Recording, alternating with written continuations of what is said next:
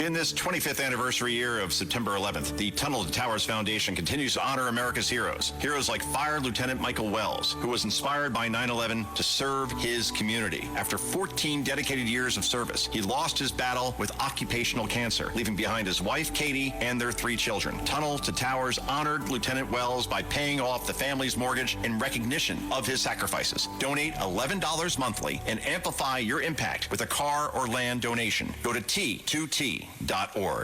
Youth sports families and fans, huddle up. Wherever life takes you, Game Changer keeps you connected. Stream games live in full HD when you can't be there. Get play-by-play updates right on your phone. And share game highlights with everyone. Full bragging rights included. Live the game like never before with Game Changer. Create your free account today at gc.com.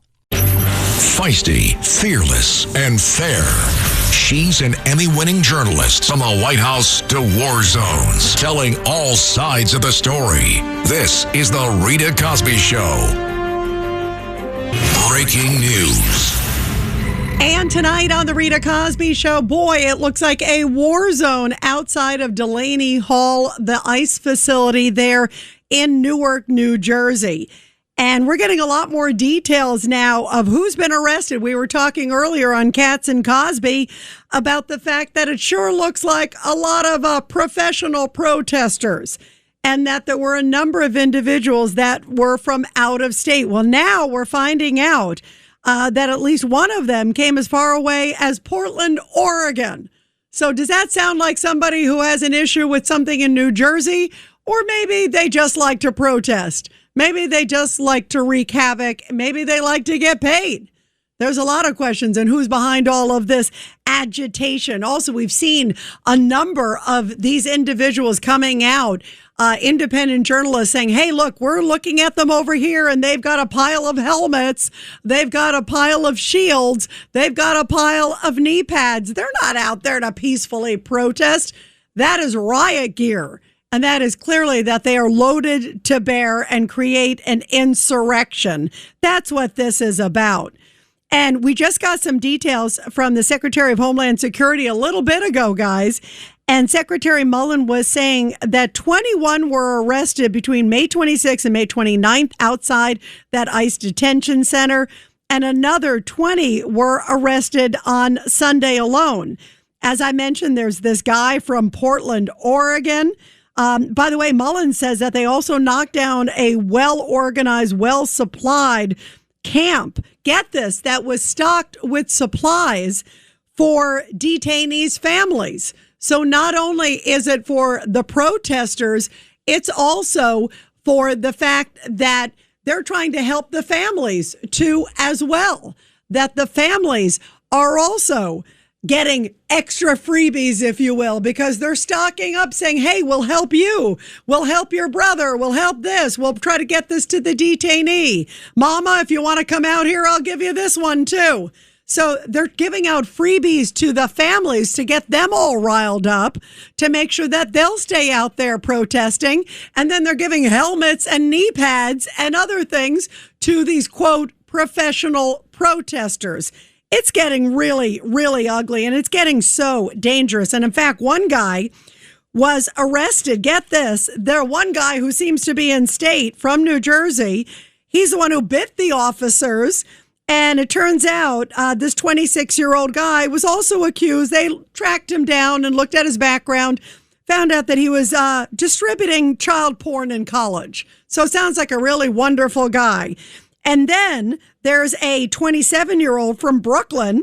He's accused of threatening the ICE agent. Remember the one with that vile, I'm going to kill you and kill your family? Well, they tracked him down, luckily, through facial recognition. And we're just learning tonight he is a 27-year-old from Brooklyn.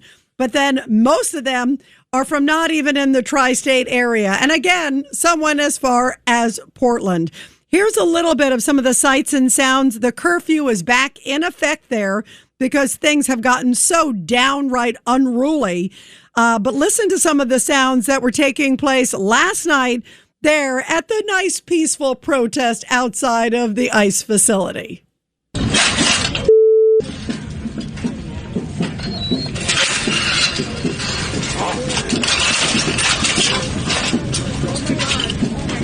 Yo, get off the fence! Get off the fence! Get off the fence!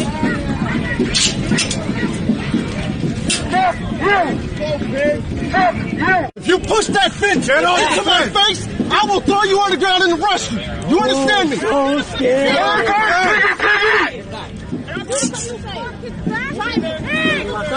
Release our neighbors!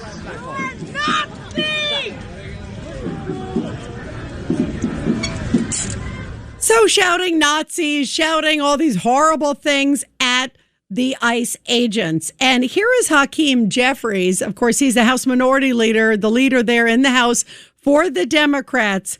And he is saying this is just so horrible what's happening there at the ICE facility, that these poor, sweet, wonderful murderers and rapists, I guess, should be getting Chateaubriand and escargot.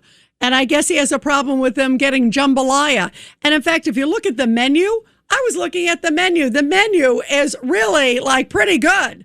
I mean, it looks like better than like an Applebee's, McDonald's, and a whole bunch of other things combined. And you're getting 3 square meals a day. You're getting dental care. You're getting a whole bunch of stuff, a 24-hour nutritionist. I mean, this is like, what is this? Maybe not the Ritz, but it might be maybe a Hilton or a Marriott. I mean, give me a break. And here is Hakeem Jeffries. Here in America, immigration enforcement should be fair, just, and humane. That's not what's going on here at Delaney Hall. We spoke to several individuals, none of whom has a criminal record, many of whom have been detained here at Delaney Hall for months. This is not America. The lack of access to quality food, that's not America.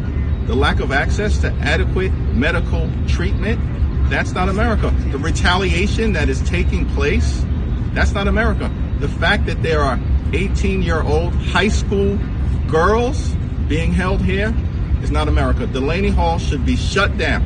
And every single individual, particularly those at a high level connected to this facility, they're engaging in a depraved indifference to human life. And every single member of this Trump administration is going to be held accountable. That is just incredible that he's saying that with a straight face. I want to read you a little bit of the menu because this is really a classic. Sunday's menu. Let's go through that just randomly. Cinnamon oatmeal, scrambled eggs, diced potatoes, biscuit. There's a whole bunch of, that's breakfast. Here's lunch at Delaney Hall at the ICE facility with murderers and rapists. Lunch is turkey meat, potato salad, lettuce, onion bread, a nice little turkey sandwich. And here's dinner. Beef and bean burrito, Spanish rice, refried beans, salsa, lettuce dressing. It's obviously Latino night. Who doesn't like a little salsa and a little bit of beef and bean burrito, especially if it's done well? I mean, you got to be kidding me. And the night before Saturday, Salisbury patty with gravy. Then you have potato wedges. You got tuna salad. You have chicken salad. You have taco meat. The list goes on and on. I'm just randomly, this looks like, here, have your choice of these 5 or 10 things. And you don't have to pay for it either. 1-800-848-9222, 1-800-848-9222. And here is State Senator from New Jersey, Mike Testa, giving his take. Well, look, a lot of this could have been prevented if we were not a sanctuary state here in the state of New Jersey. I introduced a package of bills over two years ago called Jersey Comes First that would have ended our sanctuary state status, which now has been signed into law by Governor Sherrill. It would have prevented cities from being sanctuary state cities.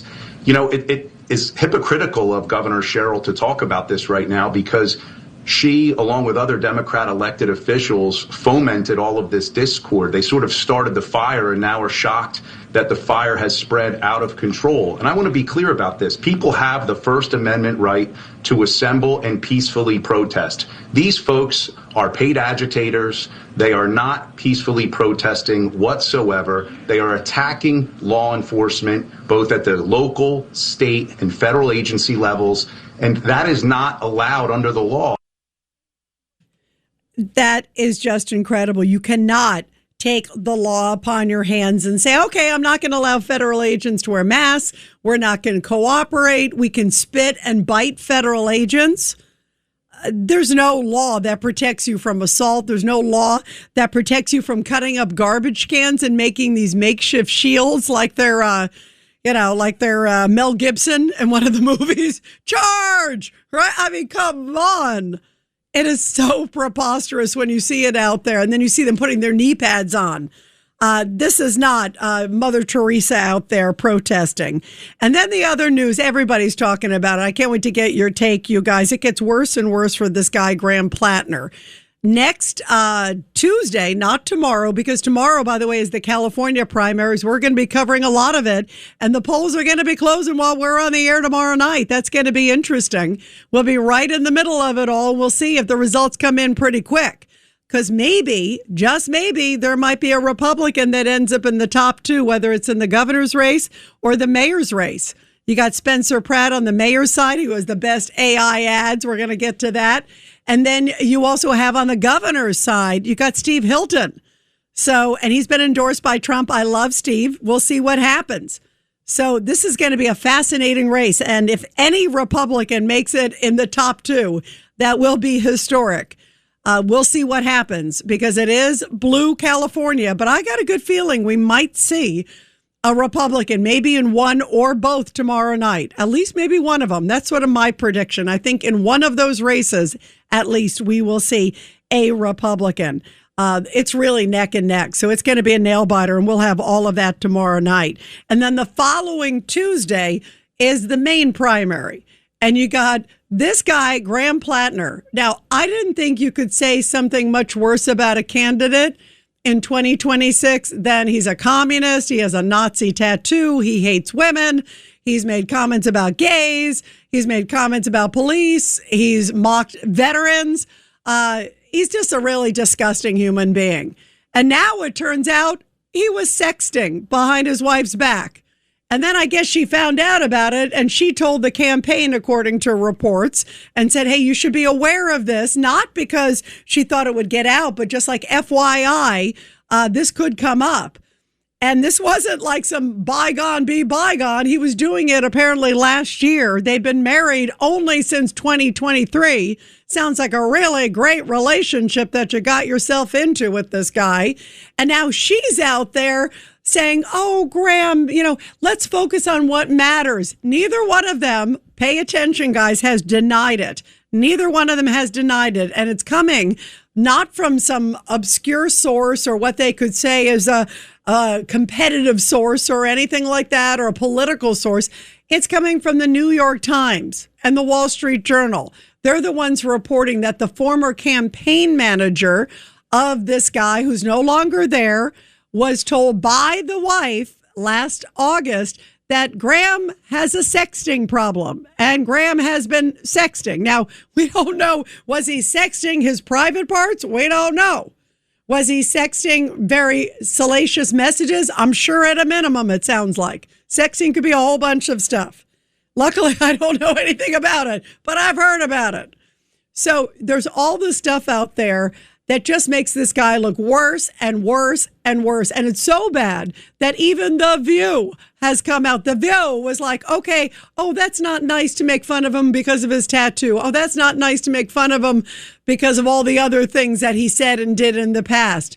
And now, for some reason, the fact that he was sexing behind his wife's back, and then she found out about it, obviously, and she said, hey, damage control, this could be coming out. I just want you guys to know. And now the campaign manager, who's no longer there, is leaking it out. So that's how it all came about. And apparently there's 6 of them, that there might have been 12, but only 6 that are sort of confirmed.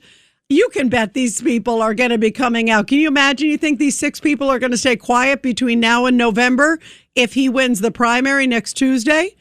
But who was vetting these people? I mean, wouldn't you do opposition research and say, I need to kind of vet this candidate if we're going to put him out there? What's in his background? It seems like every 5 seconds we're hearing worse and worse and worse things about this guy. He's just a disgusting human being. But yet, over the weekend, when these details came out, of course, because the Democrats want to try to flipped that seat. It's now in Susan Collins' hands. She's a Republican, but she's a very moderate. She's a Maine Republican. You know, Maine's a very sort of moderate state, and she's got sort of straddles on both. She's very wildly loved and very sort of politically savvy, very perfect for Maine. And so over the weekend, Chris Murphy was asked, hey, you don't still support this Plattner guy, do you? You can't after all this. And listen to what he said. So there's been so much focus on Donald Trump, as many Democrats would say he's an immoral force. You say he's a symptom of all of this. Democrats are running a Senate candidate in Maine who had a Nazi tattoo that he did eventually cover up, but only after having it for many years. Recently, there's been reporting that he was sending sex text messages after he was married. Should those rules apply to Democrats, too? I mean, do you support Graham Plattner even in the wake of all of this? Yeah, I mean, I haven't followed the minute by minute of what's happened over the last few days, but I do think there's a difference. I mean, Plattner has admitted that he's made big mistakes. He's talked pretty openly about them. You know, on the older ones that I know more about, like the tattoo or some of the things he posted online, he said, listen, I was in a really bad place in my life. I regret it. Just a mistake. He had the tattoo on for 18 years. Just a mistake that he was bashing veterans and Chris Kyle, the great American sniper. That was only like a year or two ago. And he was just sexting these 6 women, according to reports. And he was also, let's not forget that he was on some app where mostly teenagers are. What a nice guy. We'll take your calls when we come back. 1-800-848-9222. The Rita Cosby Show. This is the Worldwide News Network. Extra. A new report from the Cook County Treasurer calls the benefits of a bill designed to keep the Chicago Bears and Illinois murky at best. The analysis says the mega project bill will be able to create jobs, boost sales tax revenue, and provide other benefits, but it will cost schools and other local governments billions of dollars in property tax revenue. I'm James Flippin, and this is the Worldwide News Network.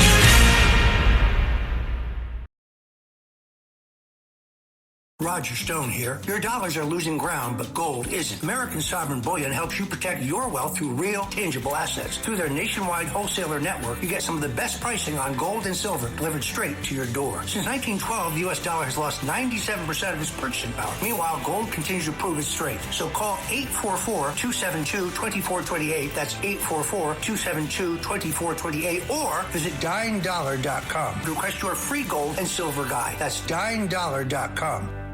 Choice Hotels gets you more of what you value. Here's a little tune to help you remember. Same drive, different day.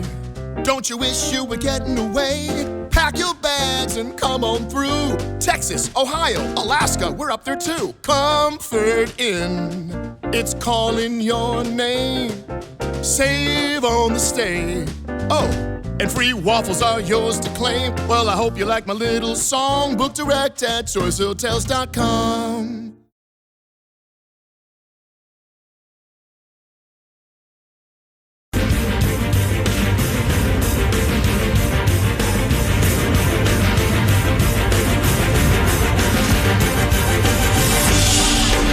It's the Rita Cosby Show. Sandra, your thoughts about what's going on in your state out that detention facility? Wow.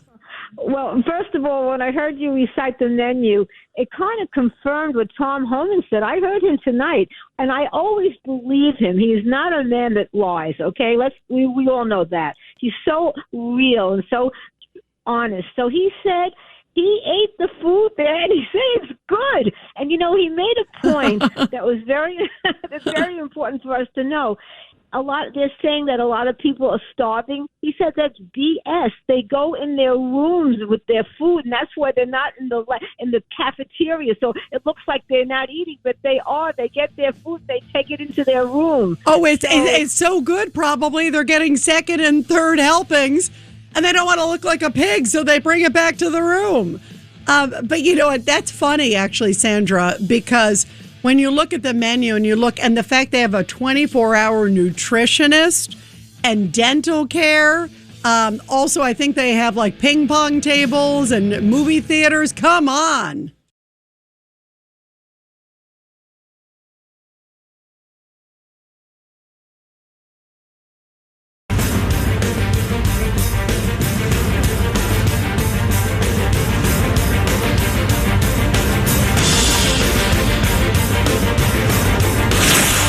Rita Cosby is on. The Rita Cosby Show presents Back the Blue. And this Back the Blue segment coming from Beach Mountain, North Carolina, where a man plummeted off a steep cliff into a boulder-filled river. Very scary situation. Now, once on the scene, they arrived at Beach Mountain, which, by the way, is near the Tennessee state line. It's about 123 miles drive northwest from Charlotte, North Carolina. And once officers got there, they were able to quickly locate and assess that the individual had fallen on the far side of the river, which is heavily forested. And rescuers worked in knee-deep water to save the man, stating that their quick and insightful actions successfully stabilized his condition. Then a high line was created, and the officers utilized it to get the man over to the east side of the river. The man was then flown by helicopter to a local critical care medical center and is expected to make a full recovery, thanks to our great men and women in blue. Well, tonight we are talking about the craziness, and it is not peaceful protests outside the facility, Delaney Hall. In a few minutes, I'm also going to play a little bit of an interview that we did earlier with Congressman Jeff Van Drew. He had just gotten out of the ICE facility and described what he saw inside, and I'm going to play that a little bit later. But first, here is a Newark ICE rioter, not a peaceful protester by any stretch of the imagination. Listen to what this crazy guy was screaming at ICE agents. I'll kill your whole family. Your whole family's dead. Come on. Children, your wife, all dead. Punch it, my boy. I have your face, mother. You're dead. Dead. Voice to back up and put your stick down, because I'm about that life. You said come on? You said come on, right? Yeah, it's small now. Put your stick down. Tell your voice to back up. I'm about that life, my boy. I'm about. Nice group, huh? Really sweet group, you mother blank, you dang, blah, blah, blah. I mean, this is crazy. I'm telling you, the officers out there have the patience of a saint. And then, as we're talking about some of these races, tomorrow night, of course, a lot of eyes on California. There's New Jersey. There's a whole bunch of others. But in the California race, for example, for governor, you got this guy named Tom Steyer. Now, the thing that's interesting about him, he has a lot of moolah. He is very, very successful. And he actually came out and said that he would return those who have been deported. Like a repatriation. We're so sorry, criminal, that we deported you. How can we make it up to you and your family? Let's please bring you back on a first class flight and whatever else we can do for the next 20, 30 years to help you. This guy is total extreme. And the scary thing is he is neck and neck in the polls. If you look at some of the polls there in California, it's Javier Becerra, who is the former Home Health and Human Services Secretary. Then you also have Steve Hilton in there. Then you got Tom Steyer. You also have Katie Porter. You have Chad Bianco, the Riverside County, California Sheriff. So this guy could very well maybe advance to the finals, and he has a lot of money, And this is what Tom Steyer had to say about undocumented immigrants, saying that they are welcome and taxpayers will foot the bill in California if he were to become governor. On the question of health care for the undocumented, I said everybody in California has a right to health care. And let's answer California this out. Should fund that. The truth of the matter is immigrants built this state. Immigrants make this state run. Yeah. Legal. The fact of the matter is we had a broken immigration system, and now you want to victimize the people who are working here and making the state run. Thank you, As sir. Antonio said, try and get rid of them. You can't do it. Let's go to definitely, let's load up. Let's give them health care. Why don't we give them, maybe we'll give them burritos, beef burritos, just like they're getting at Delaney Hall. Oatmeal for breakfast, a little, French toast, by the way, was another day with maple syrup. Sounds pretty good. 1-800-848-9222, 1-800-848-9222. Let's go to Michael, line 5. Go ahead, Michael. Yeah, you keep referring to all the people there as murderers and... Yep, so let's go to Patrick in Indiana, line 3. Go ahead, Patrick. I want to try one more time to say you must contact an ICE agent there or Tom Homan, and they need to deport Mamdani because he endorses and he incorporated with his staff on January 2nd, Friday, January 2nd, he incorporated international law, which has never been our law. It's always been constitutional law, and he should be deported because he supports international law instead of our law. And you have a clip there of him saying that they were suspicious of him when he was naturalized and pulled him aside and said, "Are you planning a revolution?" And he said no. But what is this besides a revolution when you try to replace constitutional law with international law? No, you know what? That's a very good point, Patrick. And you're right. When he came to this country, you have to say, do you support America's laws? Will you abide by America? Is your loyalty to America? And you're right. He said, yes, yes, and yes. No, I don't support a revolution. You are so spot on about this. The question is, obviously, is what he is doing constituting a revolution? Some people would say, yeah. I actually think you bring up some good points. And I'll tell you, I was disgusted at the fact that he did not march in the Israel Day parade. Eric Adams, who was out there, got a huge cheer. And what a weird moment to see Jessica Tisch, who's the NYPD commissioner, who is the honorary grand marshal, who's terrific. She was out there, and who's she marching with? Mayor Bloomberg. Not the current mayor, because he said, I've made my positions clear. Well, by the way, and I want to play this, you guys, because my colleague at WABC, Sid Rosenberg, is always feisty. He did an event where he, said Mamdani basically hates Jews. Now, Sid is Jewish and a proud Jew. And I think not only if you're Jewish, everybody should support the Jewish population. We should all be supportive of each other. And this is cut 13. This is Sid Rosenberg. I want to play this because he was interviewed by Melissa Russo, who is on the local NBC station, WNBC television, because he came out then, a few days before and said, Mamdani hates us. He wants to get rid of us, da-da-da-da-da. And Sid's very passionate about him. I say bravo to Sid. And what happened? Well, Melissa Russo confronted Sid at the Israel Day parade. And let's just say Sid did great. Take a listen. He wants you dead. He wants you dead. You actually believe that Mayor Mamdani wants Jews to be dead? I'm not sure he doesn't. That's my answer. What basis do you have for that? I don't think he cares either way. I mean, to say that he wants people dead is a scary thing for people to believe, and you have a lot of people who follow you. Prove me wrong. When you've got a mayor who's not here today, the only mayor in the history of our city, Melissa, you're a smart girl, okay, who uses some nonsense excuse about Israel and Bibi. Is this parade in Tel Aviv? Is Bibi Netanyahu here? It's nothing to do with Israel and Bibi. He hates the Jewish people. He hates us. But does his absence actually mean that he wants them dead? I mean, is that not inflammatory? Not inflammatory to me. It's more, but why don't you ask him about his wife? We have asked him.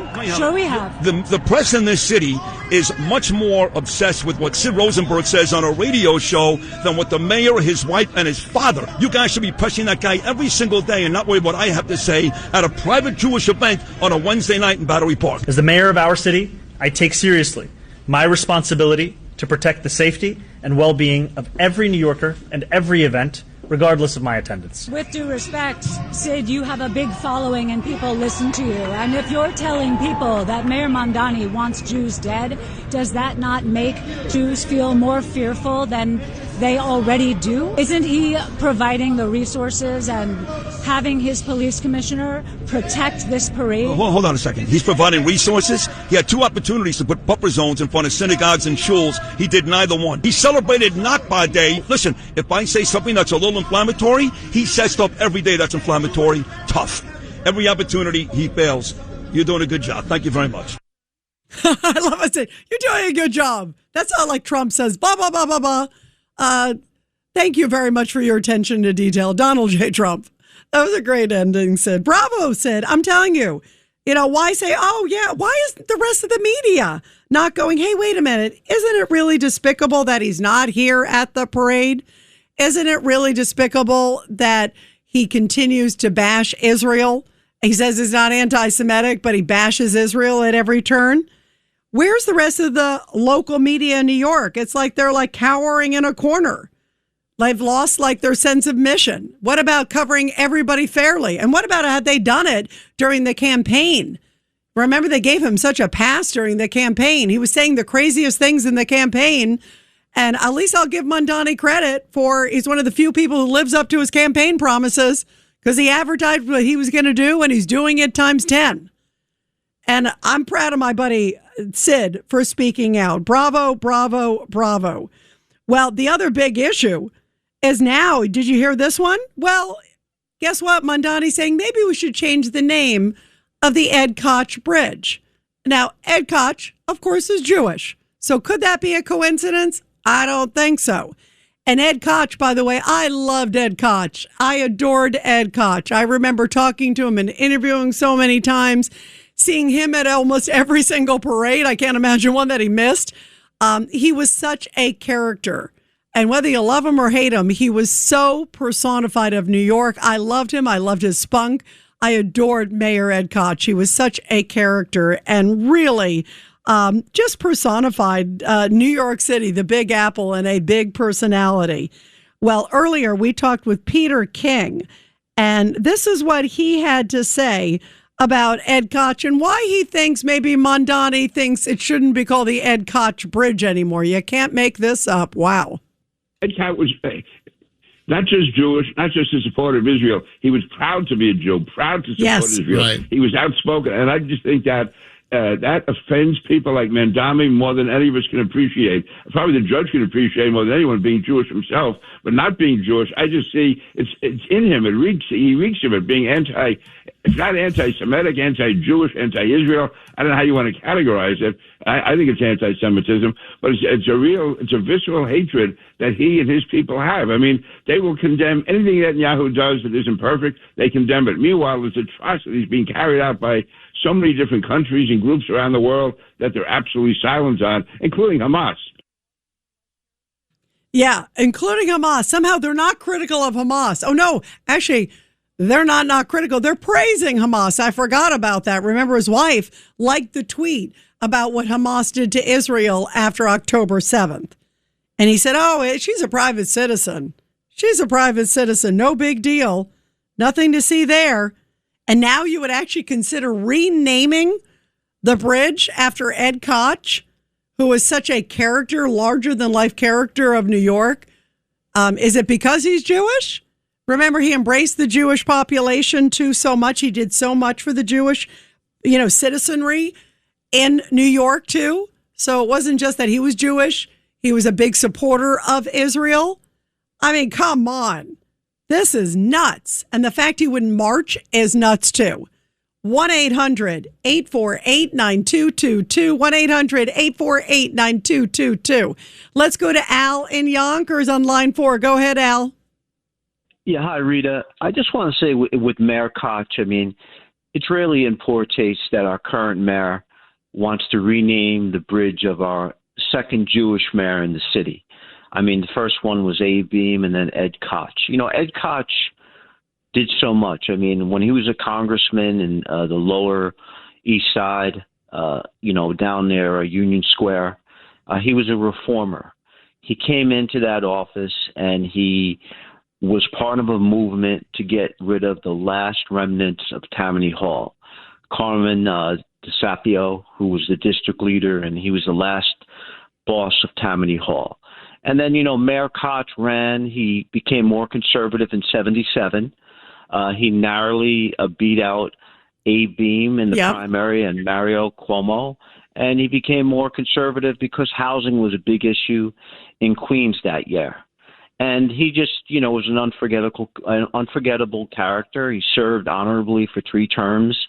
And it's just, to me, it's really in bad taste that the current mayor would even entertain this thought.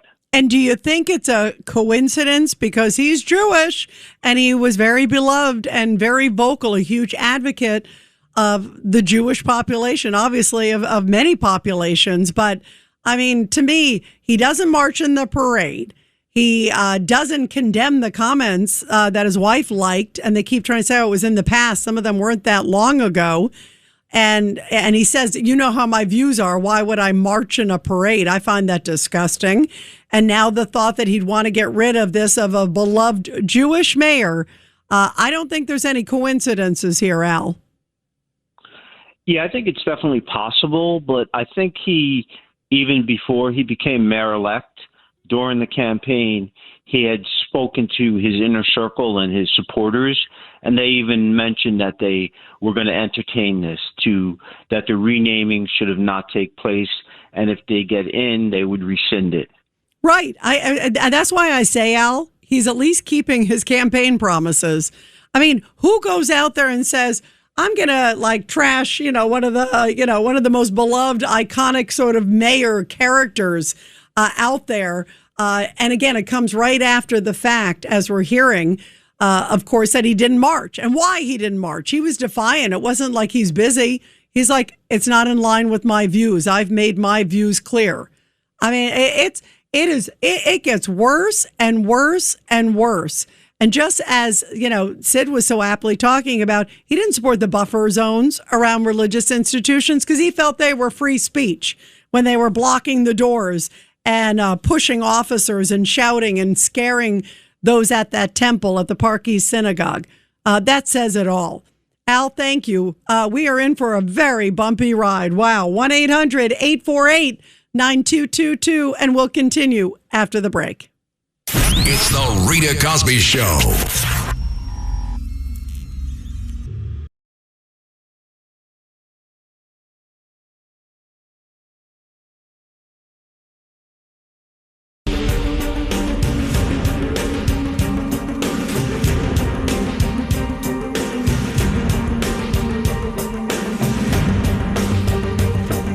This is the Rita Cosby Show. And also, the big Graham Plattner reveal that he was sexting 6 women. He had just gotten married. How do you say scumbag? And also, if you look at all the new details, it's really frightening that this guy is still on the ticket and Democrats somehow refuse to essentially condemn him.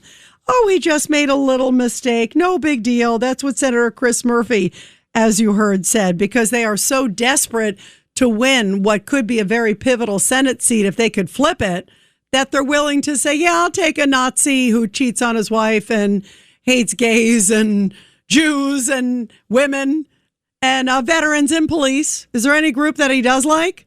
1-800-848-9222.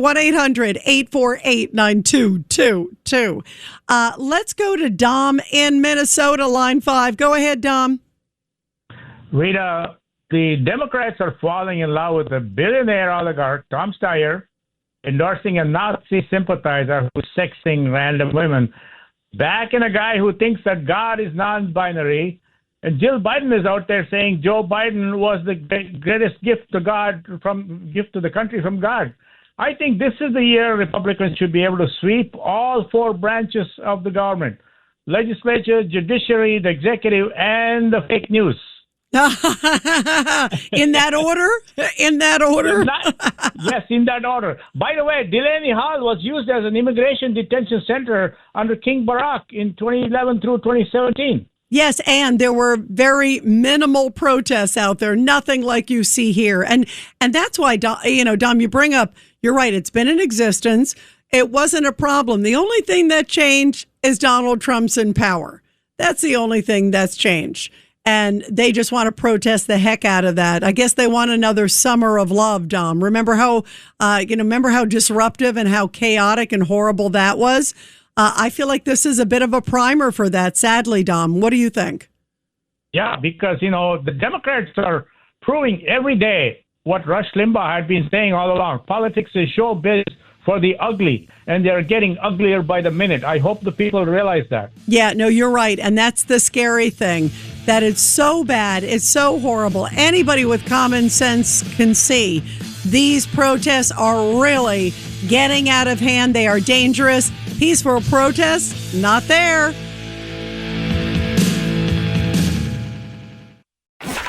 Get ready, Staten Island. It's time to celebrate 5 years of Ferry Hawks baseball. This week, come out to the ballpark as the Ferry Hawks welcome in the Hagerstown Flying Boxcars at Staten Island University Hospital Community Park for a homestand on June 10th. For a 5-game series as the Ferry Hawks welcome in the Hagerstown Flying Boxcars. Individual game tickets start at just $12. Visit ferryhawks.com now to lock in your seats.